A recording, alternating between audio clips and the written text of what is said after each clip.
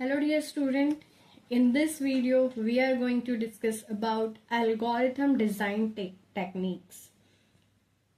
तो यहाँ पर अभी तक के हमने जो भी आपने प्रीवियस वीडियो देखे होंगे उसमें हमने एल्गोरिथम डेफिनेशंस के बारे में पढ़ा, देन हमने कैरेक्टरिस्टिक्स देखे। कैरेक्टरिस्टिक्स देखने के बाद हमने टाइप्स ऑफ एल्गोरिथम देखा कि कौन कौन से टाइप के एल्गोरिथम हो सकते हैं।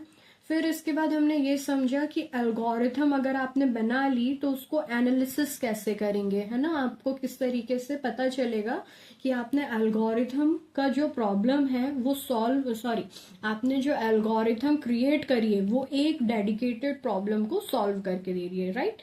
अब इसके बाद क्या आता है कि अगर आपको एल्गोरिथम आइडियल क्रिएट करनी है तो हमें अलग अलग टेक्निक्स, अलग अलग मेथड्स का यूज करना पड़ता है। तो जिसमें से यहाँ पर आपको दिखाई दे रहा होगा ये कुछ इंपॉर्टेंट टेक्निक्स और मेथड्स मैंने यहाँ पे लिख रखे हैं, जिसमें से सबसे पहला है आपका divide and conquer, then greedy approach, dynamic programming, branch and bound, randomised algorithms, backtracking algorithm. तो अब आप सोच रहे होंगे कि ये सारी टेक्निक और मेथड का यूज हम कैसे करें और एल्गोरिथम क्रिएट करें, राइट।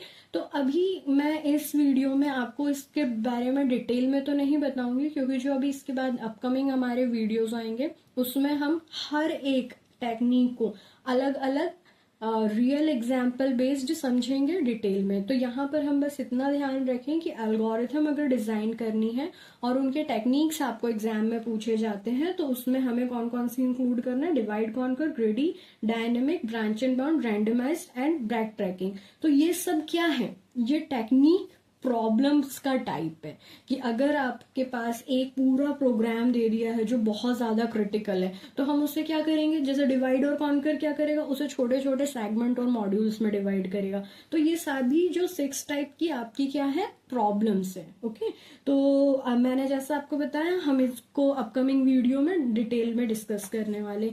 ओके, देन इसके बाद एल्गोरिथम हमने जो समझ लिया है प्रॉपरली, डिस्क्रिप्शन और ये सारी चीजें आपको बहुत अच्छे से अब समझ में आ गई होगी, होप सो। तो यहाँ पर देखिए मैंने कुछ 5 प्रॉब्लम्स ली हैं। ये 5 प्रॉब्लम्स आप लोग अपने पास नोट डाउन कर लीजिए, क्योंकि इन 5 एल्गोरिथम को आपको बनाकर जरूर देखना है। अगर आपने ये 5 प्रॉब्लम का एल्गोरिथम क्रिएट कर लिया दैट मीन्स कि अब आपको एल्गोरिथम का जो टॉपिक है वो क्लियर हो चुका है। तो ये आप कंसीडर कर सकते हैं कि ये रहा अब आपका final homework. Okay, thank you.